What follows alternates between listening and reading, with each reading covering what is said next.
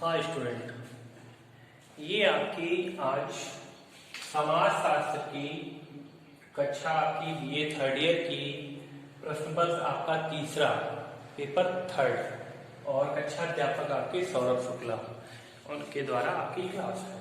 तो ये समाजशास्त्र के थर्ड पेपर जो आपका है तृतीय पेपर, ठीक है, वो ऑब्जेक्टिव पेपर है। तो ऑब्जेक्टिव पेपर होने पे आपको डीप नॉलेज होनी चाहिए। किसी पेपर तो तीनों में आपको अच्छी नॉलेज होनी चाहिए, लेकिन ऑब्जेक्टिव पेपर में क्वेश्चन जो होता है उसमें बहुत ही पेपर सेटर डीप तक भी क्वेश्चन करता है। तो ठीक है, तो उसी क्रम में आज पहला चैप्टर है आपका प्रकरण मैंने यहाँ पे लिखा राधा कमल मुखर्जी। इनका शॉर्ट में नाम आर.के. मुखर्जी, इनका जीवन परिचय है। ठीक है, तो राधा कमल मुखर्जी, पहला क्वेश्चन यहीं से राइज होता है आर.के. मुखर्जी का पूरा क्या नाम है। तो मैंने लिखा है आर.के. मुखर्जी का पूरा नाम, राधा कमल मुखर्जी का आर.के. मुखर्जी लिख के आएगा क्वेश्चन में, हिंदी में आर.के. मुखर्जी है, इंग्लिश में, तो पूरा नाम इनका राधा कमल मुखर्जी है। ठीक, इनका जन्म कब हुआ, पहला क्वेश्चन, तो सन होगा 1889 ईस्वी में। इनकी मृत्यु कब हुई, किस सन में, 1968 ईस्वी में। ठीक है, अब इनके जीवन परिचय के विषय में देखते हैं कि इनका समाजशास्त्र में जो ये भारतीय चिंतक हैं, आपका थर्ड पेपर है जो वो पूरा भारतीय चिंतकों पर है, इंडियन थिंकर्स जो सोशियोलॉजिस्ट हैं, भारतीय समाजशास्त्री हैं, उनके विषय पर कि जो प्राचीन समाजशास्त्री, पाश्चात्य समाजशास्त्री, जो वेस्टर्न कल्चर के समाजशास्त्री हैं, उनके आधार पर भारत में जो समाजशास्त्र है उसको लेकर जो भारतीय चिंतक है उन्होंने क्या अवधारणाएं दी, क्या कॉन्सेप्ट दिए। ठीक है, और उसी के क्रम में भारत के जो प्रथम समाजशास्त्री आपके चैप्टर में है राधा कमल मुखर्जी, उनके जीवन परिचय के विषय में आज देखते हैं। ठीक है, तो राधा कमल मुखर्जी भारत के उन अग्रणी विचारकों में से एक हैं जिन्होंने भारत में समाजशास्त्र को बहुत महत्वपूर्ण योगदान दिया। ठीक है, इन्होंने समाजशास्त्र में अर्थशास्त्र, समाजशास्त्र और इतिहास के बीच में पाए जाने वाले समस्त आधारों के आधार पर जो महत्वपूर्ण योगदान थे इन्होंने तीनों क्षेत्र में दिए, इतिहास, समाजशास्त्र, अर्थशास्त्र। इनका जन्म अगर डेट वाइज देखा जाए तो 7 दिसंबर 1879 ईस्वी में, 7 दिसंबर 1879 ईस्वी में पश्चिम बंगाल के बहरामपुर नामक ग्राम के एक बहरामपुर कस्बे के एक छोटे से गांव में हुआ था। 7 दिसंबर 1879 ईस्वी में पश्चिम बंगाल के बहरामपुर कस्बे के एक छोटे से गांव में हुआ था और इनके पिता का नाम गोपाल चंद्र था। ठीक, गोपाल चंद्र मुखर्जी जो एक प्रतिष्ठित वकील थे। ठीक है, जो एक प्रतिष्ठित वकील थे। तो राधा कमल मुखर्जी के पिता का क्या नाम था, गोपाल चंद्र मुखर्जी। इनका जन्म कहाँ हुआ, पश्चिम बंगाल के बहरामपुर कस्बे की एक छोटी सी गांव में। ठीक है, कस्बे में। ठीक, मुखर्जी जो है भारतीय दर्शन और इतिहास के अध्ययन में इनकी विशेष रुचि थी। इंडियन फिलॉसफी और हिस्ट्री में इनका जो था विशेष, इनका अध्ययन अध्यापन कार्य में विशेष रुचि थी। और इनके जो बड़े भाई थे उनका भी अधिकांश समय अध्ययन अध्यापन में ही व्यतीत होता था। ठीक है, घर में बौद्धिक पृष्ठभूमि होने के कारण, घर में बौद्धिक वातावरण होने के कारण इनका बचपन से ही अध्ययन कार्य में एक विशेष रुचि रही। ठीक है, और इनकी आरंभिक शिक्षा बहरामपुर के प्राथमिक विद्यालय में ही जो हुई। ठीक है, और बचपन से ही इन्होंने इतिहास, साहित्य और संस्कृत की पुस्तकों का अध्ययन करना प्रारंभ कर दिया था। ठीक है, और बहरामपुर की इनकी प्रारंभिक शिक्षा कहाँ पर हुई, अगर ये भी क्वेश्चन आ जाता तो कृष्णनाथ कॉलेज में, कृष्णनाथ कॉलेज में इनकी आरंभिक शिक्षा संपन्न हुई। उसके बाद बंगाल के सामाजिक और सांस्कृतिक पुनर्जागरण काल चल रहा था। उस समय जब इनका जन्म हुआ 1889 ईस्वी में, तो बंगाल में सामाजिक और सांस्कृतिक पुनर्जागरण काल युग चल रहा था। उस समय वह राजनीतिक लोगों से साधु और जुलूसों, प्रभात फेरियां, ये सारी क्रम चल रहे थे, निकल रहे थे। ठीक है, और इसी आंदोलन के समय में सन 1906 ईस्वी में कलकत्ता में एक जो है नेचू बाजार की गंदी बस्तियों में इन्होंने पूर्ण शिक्षा केंद्र के विषय में वहां पे शिक्षा कार्यक्रम अपना चलाया। ठीक है, मुखर्जी जी की अगर उच्च शिक्षा की बात करें तो उच्च शिक्षा इनकी कलकत्ता के प्रेसिडेंशियल कॉलेज में हुई, कलकत्ता के प्रेसिडेंशियल कॉलेज में हुई, जहां इन्होंने अंग्रेजी और इतिहास विषय से ऑनर्स स्नातक की उपाधि प्राप्त की। स्नातक में ऑनर्स किया, किसमें? इतिहास और अंग्रेजी विषय में। ठीक है, यह न केवल जो आर.के. मुखर्जी ये अपने विद्वानों के प्राध्यापकों के बहुत ही मतलब योग्य स्टूडेंट थे, विद्यार्थी थे, और इनका संपर्क जब आगे चलते हायर एजुकेशन में कांटे महोदय, हर्बर्ट स्पेंसर महोदय और लेस्टर वार्ड महोदय, हाउस और गिडिंग्स जैसे महान विद्वानों से इनका अध्ययन भी इन्होंने किया। और आगे चल के ये जो यूरोप और अमेरिका के सभी जो अग्रणी समाजशास्त्री थे तो उनमें इन्होंने रिकार्डो, मिल्स, मार्सा और वाकर जैसे प्रसिद्ध अर्थशास्त्रियों की रचनाओं का भी अध्ययन किया। तो इन्होंने समस्त जो समाजशास्त्री हुए उन सभी की रचनाओं का अध्ययन किया। ठीक है, और 1910 ईस्वी में राधा कमल मुखर्जी ने अपने ही गृह डिस्ट्रिक्ट गृहनगर में बहरामपुर में कृष्णनाथ कॉलेज में अर्थशास्त्र के अध्यापक बने, जहां इनकी प्रारंभिक शिक्षा हुई थी कृष्णनाथ कॉलेज में। वहीं पर ये 1910 ईस्वी में अध्यापक बने और जन्म इनका कब हुआ? 1889 ईस्वी में। उसके उपरांत अगर इनका देखा जाए सन 1915 ईस्वी में बंगाल में चल रहे सहकारिता आंदोलन में इन्होंने शोध कार्य करने के लिए मुखर्जी जी को प्रेमचंद्र रायचंद्र छात्रवृत्ति प्राप्त हुई।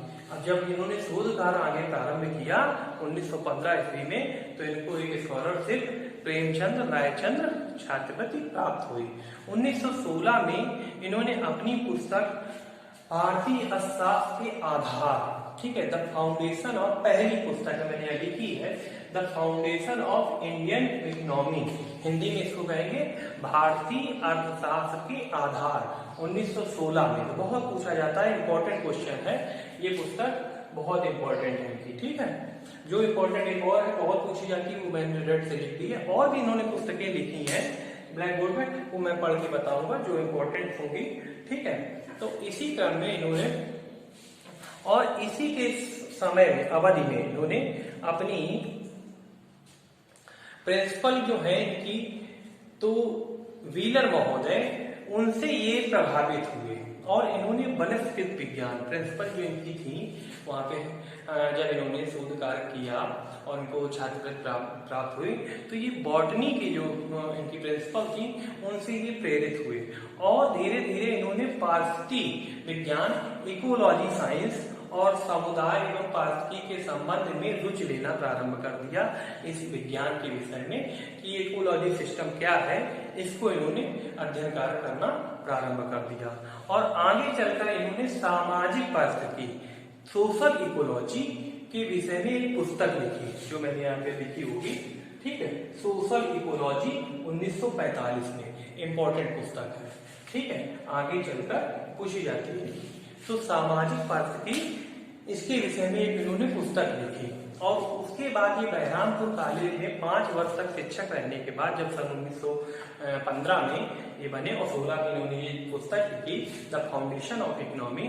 तो यहाँ 5 वर्ष शिक्षा कार्य करने के उपरांत ये जब 1916 में जब ये मुखर्जी जी लाहौर के सनातन धर्म कॉलेज में 1910 से 1915 तक अध्यापन कार्य किया कृष्णनाथ कॉलेज में बहरामपुर के। ठीक है, और 1516 में ये सनातन धर्म जो लाहौर के सनातन धर्म कॉलेज में प्राचार्य के पद पे पहुंचे, प्रिंसिपल के पद पे पहुंचे लाहौर में। ठीक है, पहले पश्चिम बंगाल में पढ़ाया।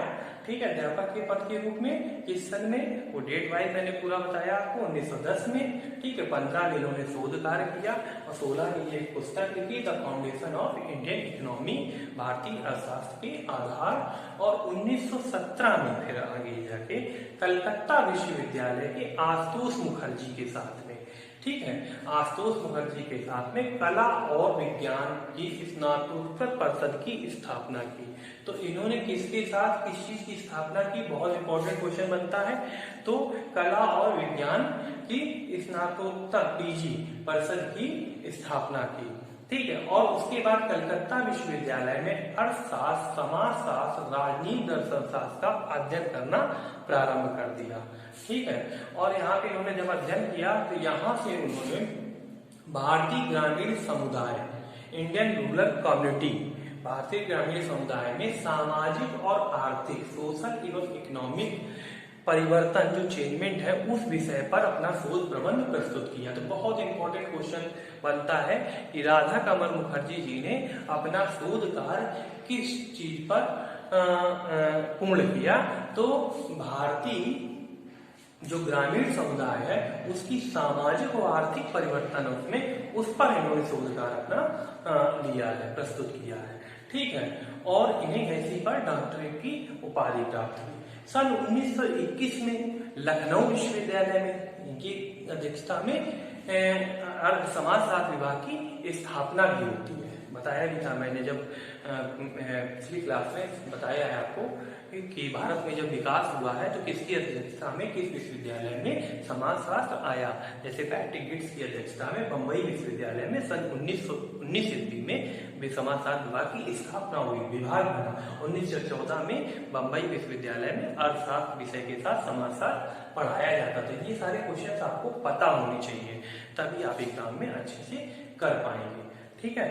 तो उसी के क्रम में जब ये 1921 से लेकर अध्यक्ष और प्रोफेसर 1921 में लखनऊ विश्वविद्यालय में बन गए, तो 1921 से लेकर 1958 तक अपने जीवन का शेष काल जो भी अध्यापन का कार्य रहा वो इसी विश्वविद्यालय में इन्होंने व्यतीत किया। इसमें लखनऊ विश्वविद्यालय में, ठीक है। लाहौर में भी पढ़ाने गए थे, सनातन धर्म कॉलेज में, ठीक है। और मेन जो इन्होंने प्रोफेसर पद प्राप्त किया वहां पे प्राचार्य के पद पे पहुंचे। यहाँ पे लेक्चरर बने पहले, फिर प्राचार्य बने, उसके बाद प्रोफेसर पद पे और अध्यक्ष बने लखनऊ यूनिवर्सिटी के, ठीक है। 21 से 58 तक यहाँ पे इन्होंने अपना कार्य दिया, सेवा दी, ठीक है। उसके बाद अपने बौद्धिक जीवन में प्रोफेसर मुखर्जी 3 विचारकों में सबसे अधिक इनसे प्रभावित रहे। वो कौन से विचारक थे? और पहले थे कि ब्रिजेंद्र नाथ सिंह, जिन्होंने कलकत्ता विश्वविद्यालय 1917 में, इनसे 4 वर्ष पूर्व, ठीक है, वहां पे स्थापना की थी समाजशास्त्र विभाग की, ठीक है। ये भी क्वेश्चन बनता है। तो ब्रिजेंद्र नाथ सिंह से और पैट्रिक गिट्स जो बम्बई विश्वविद्यालय के, ठीक है, एचओडी थे समाजशास्त्र विभाग के, उनके और नरेंद्र नाथ सेन, इन तीनों से ये प्रभावित हुए। ब्रिजेंद्र नाथ सिंह और आपके पैट्रिक गिट्स और नरेंद्र नाथ सेन से ये प्रभावित हुए। उसके बाद प्रोफेसर सील और गिट्स ने उन प्रमुख विद्वानों में से थे जो इन्होंने भारत के अनेक विश्वविद्यालयों में समाजशास्त्र का एक पृथक अध्ययन विषय के रूप में स्थापित करने में विशेष इनकी भूमिका रही।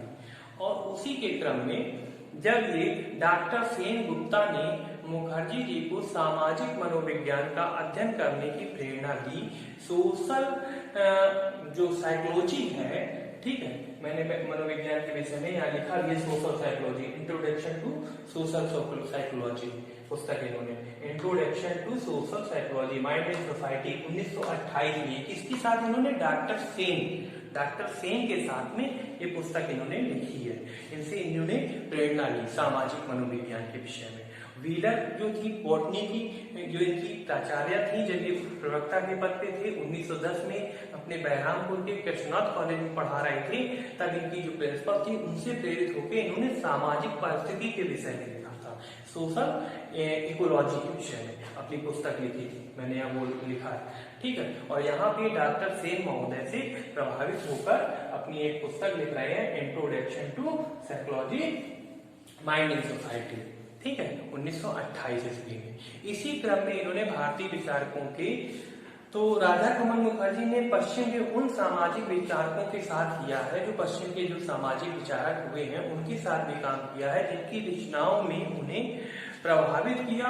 उनमें से एडवर्ड ए रॉस महोदय थे, ठीक है, पार्क, मैकेंजी और सोरोकिन, इन सब से बहुत प्रभावित हुए। ठीक है, और लखनऊ विश्वविद्यालय में उन्होंने अर्थशास्त्र, समाजशास्त्र और मानव शास्त्र, ठीक है, के बीच एक एकीकृत दृष्टिकोण को अपनाते हुए अध्ययन पर शोध कार्य पर बल दिया कि समाजशास्त्र, मानव शास्त्र और अर्थशास्त्र इन तीनों को एक इंटीग्रेटेड कोर्स के रूप में एक शोध कार्य करने पे इन्होंने प्रेरित किया। ठीक है, बहुत बल दिया कि लखनऊ यूनिवर्सिटी में इन तीनों को इंटीग्रेटेड रूप से आप शोध कार्य यहाँ पे होना चाहिए, ये इनकी भूमिका रही। इसी के क्रम में इन्होंने, इसी कारण से इन्होंने अपनी रचनाओं में अर्थशास्त्र, समाजशास्त्र और मानव शास्त्र और इतिहास से जुड़े हुए विशेषों के जो विषय विशेषज्ञ हैं उनके कंटेंट को बहुत ही अच्छे से प्रस्तुत किया और अपनी रचनाओं में इन्होंने आगे चल के राधा कमल मुखर्जी जी ने अपने जीवन में 50 से अधिक पुस्तकें लिखी है। कुछ पुस्तकें मैंने यहाँ लिखी 50 से अधिक, मतलब जीवन पर्यंत ये रचना कार्यों में लगे ही रहे, अपनी कृतियां लिखते ही रहे।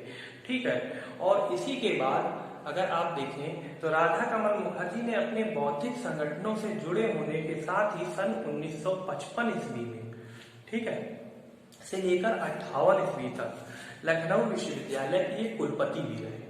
तो 3 वर्ष के लिए लखनऊ विश्वविद्यालय के ये कुलपति भी बने और 1958 में ही उन्हें विश्वविद्यालय में एक, जब ये रिटायरमेंट हो गए कुलपति हुआ, तो उसके बाद इन्हें जेके इंस्टीट्यूट ऑफ सोशियोलॉजी में ऑनरी निदेशक के पद पर नियुक्त किया गया। इनके लिए एक नया पद सृजित किया गया, तो जेके इंस्टीट्यूट ऑफ सोशियोलॉजी में ऑनरी पद पर भी रहे।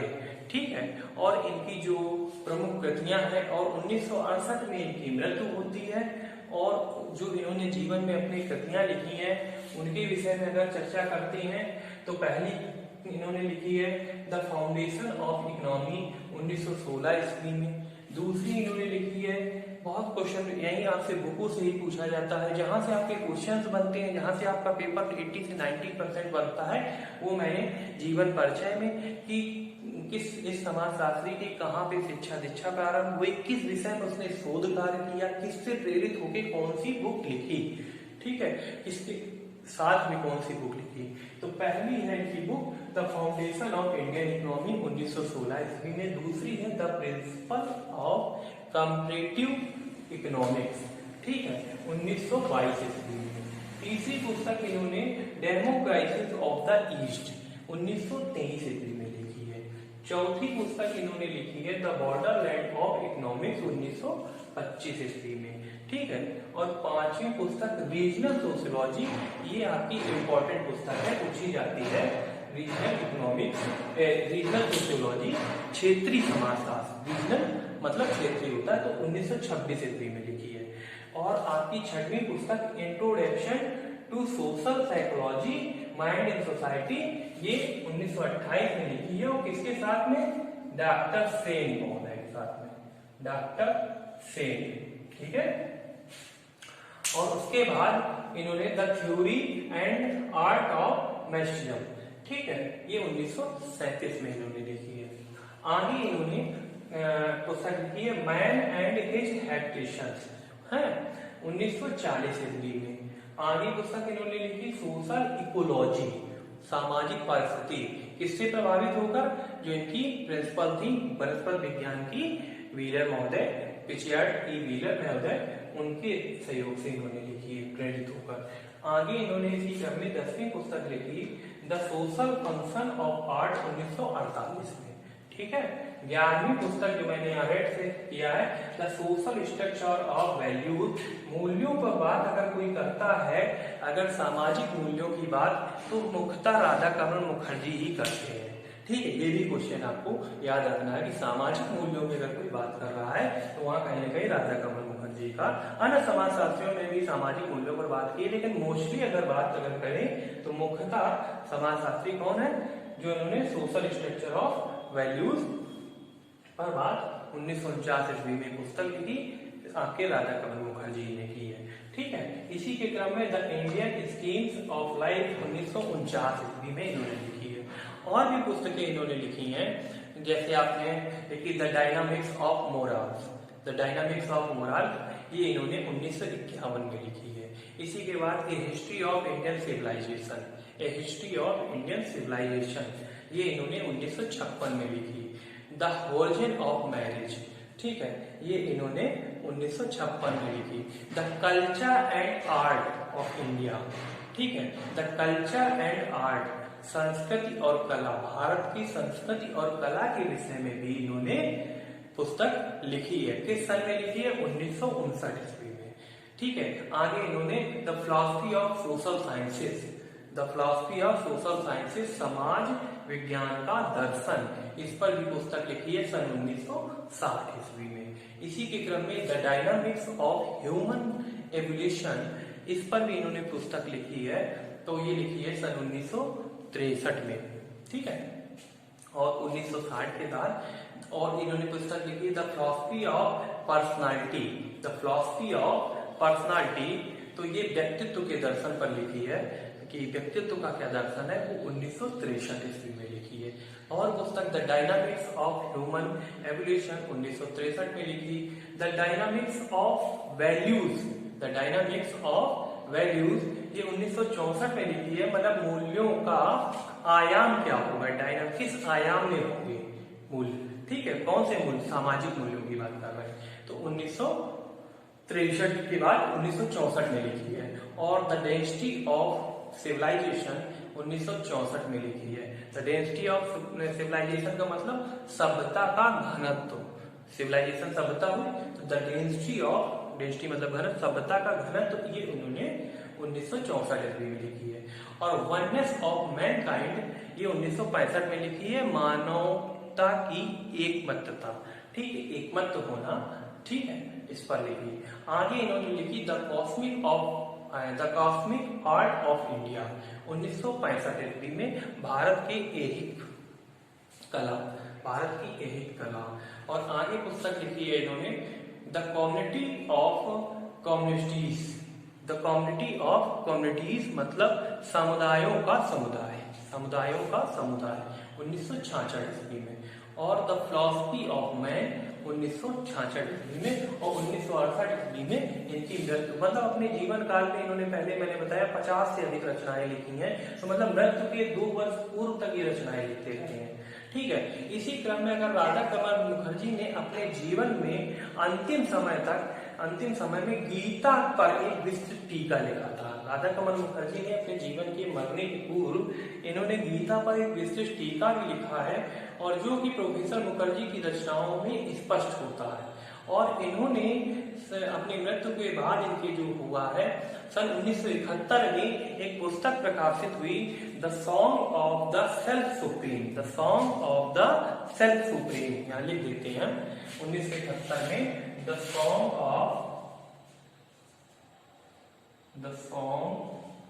Of self supreme, the self supreme, ठीक है। ये किस सन में प्रकाशित हुई? 1971 ईस्वी में, ठीक है। तो इसमें इन्होंने बहुत, इनके मृत्यु के बाद, ये इतना फेमस थे, इनके मृत्यु के बाद भी पुस्तकें प्रकाशित होती रही। तो आपको ये पूरा याद रखना है। इसी के बाद इनके सिद्धांतों पर भी व्याख्या पे आगे ध्यान देंगे, ठीक है। जो सामाजिक मूल्यों का इन्होंने सिद्धांत दिया है उस पर भी, क्योंकि इन्होंने समस्त क्षेत्रों पर बात की है। इन्होंने क्षेत्रीय समाज की बात की है, क्षेत्रीय समाज शास्त्र कैसा होना चाहिए, व्यक्तित्व दर्शन पे बात की है, ठीक है, सामाजिक परिस्थिति पे बात की है, सोशल इकोलॉजी पे बात की है। तो समाज शास्त्र से संबंधित जो विचार है इनके, तो इन्होंने सामाजिक संरचना पर बात की है, विवाह पर बात की है, आर्थिक एवं सामाजिक व्यवहारों पर बात की है, इन सभी क्षेत्रों पर इन्होंने बात की है, ठीक है। और तो इसी के साथ आगे जब हम देखेंगे तो इनके जो सिद्धांत है उस पर हम डिस्कस करेंगे, ठीक है। तो यहाँ पे जो क्वेश्चन आपके बनते हैं, इस राधा कमल मुखर्जी का पूरा नाम क्या है, इनका जन्म क्या है, कब हुआ, तो 7 दिसंबर 1889 ईस्वी को। इनकी मृत्यु कब हुई, सन 1968 ईस्वी में। आपको याद रखना है कि प्रारंभिक शिक्षा कब हुई, कहाँ हुई, ठीक है। इनका शोध कार्य किस विषय पर था, इन्होंने अध्ययन अध्यापन कार्य कहाँ पर प्रारंभ किया, किस पद पर रहते हुए, फिर ये किस पद पर और रहे, किस सन में, ठीक है। इनका शोध कार्य मुख्यतः किस विषय पर था, तो मैंने बताया था आपको कि भारतीय ग्रामीण समुदाय में की सामाजिक एवं आर्थिक परिवर्तन के विषय में इसका शोध कार्य था। ठीक है, किससे किससे ये प्रेरित थे, किसके साथ इन्होंने, किसके सहयोग से कौन सी पुस्तक लिखी, किसकी प्रेरणा से, ये सारे इंपॉर्टेंट क्वेश्चन बनते हैं। ठीक है, तो अगले क्लास में आगे देखते हैं। Okay, thank you.